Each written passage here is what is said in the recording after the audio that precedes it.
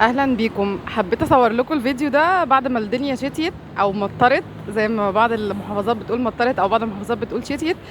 عشان اقول لكم ريحه المطر اللي احنا بنشمها. يا رب بس يكون الصوت واضح. ريحه المطر اللي احنا بنشمها دي بتبقى نتيجه بكتيريا. البكتيريا دي اسمها اكتينوبكتيريا. دي نفس الريحه اللي بنشمها لما بنبقى في حراسه للارض مثلا، او بتبقى في تربه عليها بعض الميه. طب ليه سبب بقى ليه الريحه اللي احنا بنشمها دي بتكون بسبب ان بعض انواع البكتيريا اللي هي الاكتينوبكتيريا ديت بتعمل تحلل للمواد العضويه اللي موجوده في التربه او موجوده على الارض، خصوصا لو كانت الارض جافه. تنتج عنها مواد عضويه هي اللي بتسبب الريحه دي. الماده العضويه دي اسمها ايه؟ اسمها الجيوسمين. الجيوسمين ديت هي الريحه اللي احنا بنشمها بعد ما الدنيا بتشتي او بتمطر على الارض الجافه.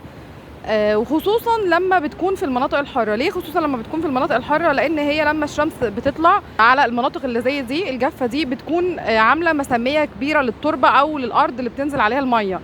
فالتشققات او المساميه دي هي اللي لما بيحصل مطر او بيحصل شتاء، هي اللي بتخلي الحيصلات بتاعه رائحه اللي هي رائحه المطر، الرائحه المميزه بتاعه الجيوسمين ديت تحمل الحيصلات ديت وبتخلينا نحس بريحتها اكتر.